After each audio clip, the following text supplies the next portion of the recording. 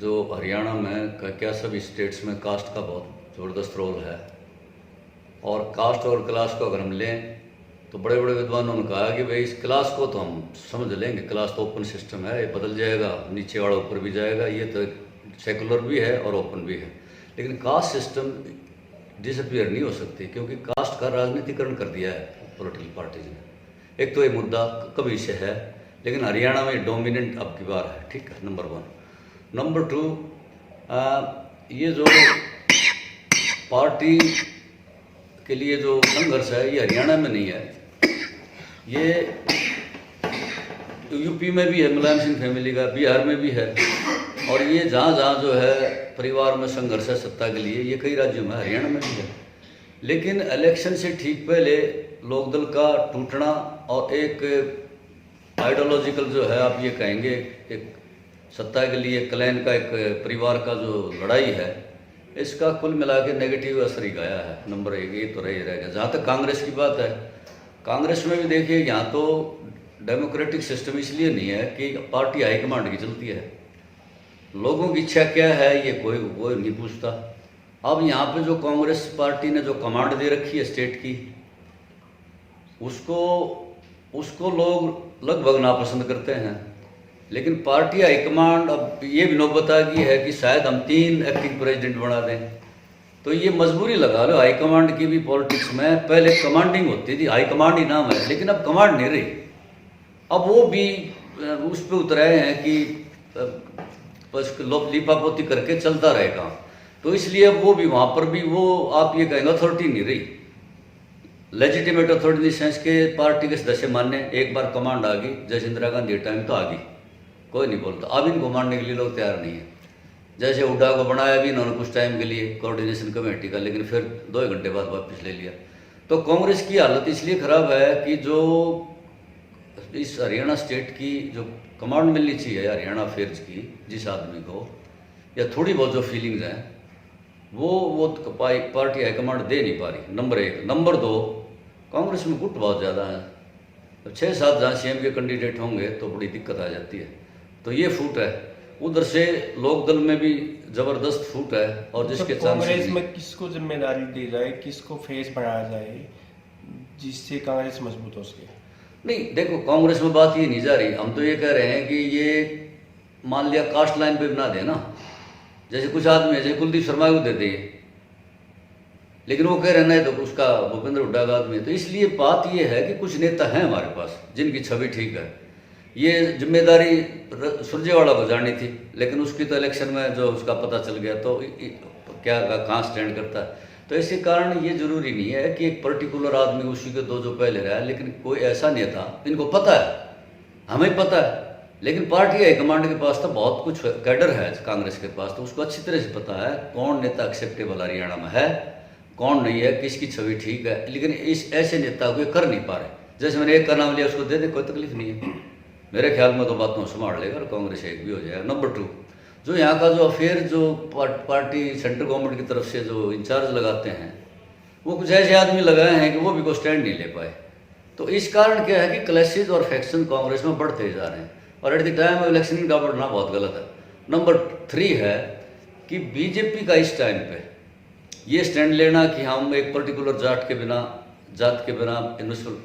Ticket ही नहीं देंगे, ये तो संविधान के कंप्लीटली खिलाफ है। क्योंकि राइट टू इक्वलिटी, अच्छे लिबर्टी है उसमें, है right to contest the election. लेकिन पार्टी किसी को बैन कर दे, ऐसा हुआ नहीं। सेकुलर करेक्टर होता है पार्टी का, सभी जातियां होती है उसमें। तो इसका प्रभाव क्या रहेगा? इसका प्रभाव ये रहेगा, मैंने बताया, इसका प्रभाव ये रहेगा कि बीजेपी से गेन करेगी, यही तो मैं बता रहा हूँ। लोकदल की फुट से गेन करेगी, कांग्रेस में बिकरिंग हिस्से करेगी, और इसके 3 प्रेसिडेंट बनते हैं तो भी लोगों को पता नहीं हमारा लीडर कौन होगा तीनों में से, और लोग तीनों को पसंद भी नहीं करते, उसमें 2 को पसंद करते हैं या 1 को पसंद करते हैं। तो इस तरह की बात जो है ना, मतलब जनता की जो फीलिंग्स हैं या जनता जो फीडबैक है, उसको इग्नोर करके ये फैक्शन फाइटिंग कांग्रेस में और बढ़ रही है। और उधर से जैसे आप देख रहे होंगे नीतीश कुमार, प्रकाश सिंह बादल, वो भी इंटरव्यून कर रहे हैं, बीजेपी को परसुएड कर रहे हैं कि why not to take Om Prakash Chautala with you, अच्छा रहेगा आपको, जबकि इनकी तरफ से नकारा है। चौथी बहुत इंपॉर्टेंट बात है कि इलेक्शन के टाइम पे कुछ नौकरियों में कंप्लीटली ऐसी एहतियात बरत के, खासकर क्लास 4 में ग्रुप डी, उसमें मैसेज दे दिया आपने मेरिट लिस्ट लगा के, जो कि यहाँ बहुत इंपॉर्टेंट है। जैसे कारगिल में आपने 99 का इलेक्शन लड़ा होगा, 98 99 में तो 13वें दिन सरकार गिर गई थी बीजेपी की, लेकिन जो कारगिल का हुआ और बॉडी उसके अंदर 1990 में लिपट के आई और 20-20 लाख रुपए दिए, तो एकदम से बदल गया सारा सिस्टम। ये एयर स्ट्राइक का भी जो है बीजेपी की तरफ है, क्योंकि लोगों को नहीं पता एयर स्ट्राइक क्या होती है, लोगों को ये पता है बदला ले लिया। और दूसरा मैंने आपको बताया कि बहुत इंपॉर्टेंट बात है, कुछ नौकरियां, ये मानना पड़ेगा, कुछ नौकरियां मेरिट से दी गई है डी ग्रुप की, और उन लोग आदमी को नौकरी लग गई जिनकी नौकरी नहीं लग पाई थी। ये भी आपको मानना पड़ेगा, कांग्रेस के राज में एक परिवार से 5 लगे और 5 परिवार में कोई नहीं लगा। तो ये मैसेज इसने ऐसे टाइम पे दिया है, 5 साल तो नौकरी नहीं लगाई। तो इलेक्शन में वही पार्टी जीतती है जो मैनिपुलेशन की जिसकी पावर हो, जिसकी बिकरिंग की पावर हो, दूसरों को अपने को यूनाइट करने की पावर हो। और दूसरा ये है कि नस पकड़े जनता की नब्ज है बेरोजगारी, और देहात में जो बेरोजगारी मिली है, चाहे परिवार में 2 लगे हों, लेकिन मैसेज ये गया कि भी नौकरियाँ तो ठीक मिली। ये बातें बीजेपी के फेवर में जाती हैं, और इसी कारण ये कह रहे हैं 10 सीट, 10 तो नहीं, लेकिन ये 4-5 सीटें जीते हैं। राजकुमार सैनी और बीएसपी का जो गठबंधन है, उसकी इस चुनाव में क्या स्थिति? कोई फर्क नहीं पड़ेगा। बीएसपी का आप इतिहास उठा लें, बीएसपी का हरियाणा में कभी भी 3-4% से ज़्यादा वोट नहीं आई हैं, और सिर्फ एक एमपी बना है इसका अब तक तो सारी हिस्ट्री में, और 1-2 बार एमएलए बने हैं। इसलिए बीएसपी का जाति के नाम पे Mayawati has failed to convert the votes of schedule caste on his direction. वो किसी पार्टी को जेजेपी और एनएलओ, जेजेपी और एनएलओ, तो एनएलओ का मैंने बताया कि वो स्टेटमेंट आ गए हैं, चौटाला साहब कोशिश कर रहे हैं, शायद वो बीजेपी के साथ पहले जाएं बाद में जाएं, या अलायंस की सरकार बनाएं ना बनाएं, वो तो ये पता चलेगा क्या लेंगे, लेकिन वो उसी तरफ रहेंगे। दूसरा ये भी उनके पारिवारिक है, तो परिवार में ये भी है कि मान लिया वेव जो है ना, एक पोजीशन आ गई है, पोजीशन ये आ गई है कि आप, वो था ना एक आदमी भेड़ बकरी ले जा रहा था और उसने कहा कि नहीं तो कुत्ता ले रहे हो, 7 आदमी लगातार कह दिया 2-2 किलोमीटर के फैसले पर, उसने बकरी फेंक दी, कुत्ता है होगा जो 7 आदमी कह रहे हैं। तो प्रोपेगेंडा बड़ा ज़बरदस्त होता है, पब्लिसिटी इतनी ज़बरदस्त है। फिलहाल आपका कब्जा है, मीडिया पर आपका कब्जा है, इलेक्ट्रॉनिक्स मीडिया आपका कब्जा है, आपका कैडर है। आरएसएस हरियाणा में कभी नहीं था, अब आरएसएस आप किसी पार्क में चले जाओ 5-7 लोग मिलेंगे। तो ये आरएसएस को हरियाणा का तो नहीं है, लेकिन ये है कि वो इम्पोर्ट कर दिया, यहाँ पे इम्पोज कर दिया, उसका भी फर्क पड़ता है। तो वो भी आपको किसी तरह से भी आपको नब्ज पकड़ते हैं, चाहे आपको कैसे रोजगार वगैरह में वो भी मदद कर रहे हैं कि आइए भाई हम आपका ये काम करा देंगे, ये काम करा देंगे। दूसरा ये है कि जो इन्होंने कुछ ऐसी बातें हुई हैं जो मैं बताऊं आपको कि अद्भुत है, कि जो कि इग्नोर कर दी जनता ने। हरियाणा में पहली बार हर डिस्ट्रिक्ट में एक सुशासन सहयोगी है जो डीसी के पास बैठता है, इलेक्टेड तो नहीं है, मेरिट पे भी भर्ती नहीं हुए, और सबको पता है। एक तो ये बात है जो कि अनडेमोक्रेटिक है। दूसरी ये बात है कि पहले हमारे पास सारे मिला के लगभग 25-30 के आसपास कारपोरेशन और कमीशन थे, अब हमारे पास दुगने हुए, 50 हो गए। हर एक बात को हम एक कमीशन बढ़ा रहे हैं। तो मैं ये कह रहा हूं कि पता है क्या है, कुछ बातें इतनी हावी हो गई हैं कि लोग इन बातों को भी नहीं माइंड कर रहे हैं। ऐसा नहीं है बिल्कुल कि कांग्रेस के राज में भ्रष्टाचार नहीं है, भ्रष्टाचार भी है, गलत बातें भी हो रही हैं, भाई भतीजावाद जबरदस्त है। आप कमीशन में ब्यूरोक्रेट्स को रिटायर होने के बाद आप भी रिटायर नहीं होने दे कांग्रेस, लेकिन ये बातें कहीं बैकग्राउंड में चलेगी सारी। सुशासन सहयोगी हो, कितने कमीशन हो, निगरानी कमेटी और एक ऑफिस में इस राज में है, इन बातों को, पहली बातों को बताने वाला नहीं है। आप ये बात पॉइंट आउट कर सकते हैं कि कांग्रेस में ना ही लोक दल में कोई ऐसा आदमी नहीं है जो सरकार की खामियों को, जो बिल्कुल प्रैक्टिकल खामियों उनको उजागर करे और धड़ाके से करे।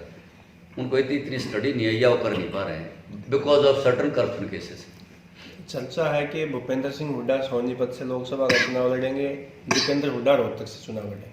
क्या ये दोनों या चुनाव लड़ते हैं तो क्या इनकी स्थिति क्या? नेगेटिव असर जाएगा, नेगेटिव असर जाएगा। इनमें से एक लड़ेगा तो ठीक रहेगा, दोनों लड़ेंगे तो नेगेटिव असर जाएगा। क्या कारण? कारण यही है कि देखो, ये तो आपको मानना पड़ेगा कि कहीं ना कहीं ये बीजेपी गवर्नमेंट का लगा लीजिए कि बीजेपी बात जो है वो इस बात को डिस्करेज कर रही है, और मोदी का तो एक ही नारा है, परिवार की सरकार। तो परिवारवाद में आप बल्कि दीपेंद्र को लड़ाएं, आप खुद ना लड़ें, दैट वुड बी वाइज। इसमें कितनी सच्चाई है कि दीपेंद्र को हराने की बात करें कि दीपेंद्र हारने की पोजीशन में है, क्या समीकरण? बिल्कुल बिल्कुल, क्योंकि कई ताकतें काम कर रही हैं और ये सभी पॉसिबिलिटीज़ को सर्च आउट कर रहे हैं कि किस तरह से कैसे कोई भी तोड़ना पड़े। सरकार के पास बड़ी ताकत होती है और वो जर्मन की कहावत है, इंडिया में हर एक आदमी बेकाऊ है। तो ये बड़ा आसान है, सरकार के पूरे जोर इस पर लग रहे हैं और कोई ऐसी रणनीति बनाई जा सकती है कि he can be defeated, no problem. ऐसा कुछ असंभव नहीं है, लेकिन जोर लगेगा। तो बीजेपी के लिए जाट कैंडिडेट या नॉन जाट कौन सा ज़्यादा फिट होगा दीपेंद्र को हराने के लिए? बीजेपी नॉन जाट को लेके आएगी पक्का,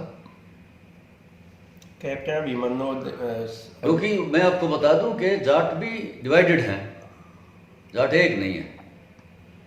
टेस्टेड आदमी लेंगे तो वोट नहीं देंगे लोग, ऐसा आदमी लेके आए जो नया चेहरा, जैसे आप किसी क्रिकेटर को ले आए, किसी पहलवान को ले आए, किसी ऐसो ले आए, कुछ स्टार टाइप सा, तो वो जो है काम देगा।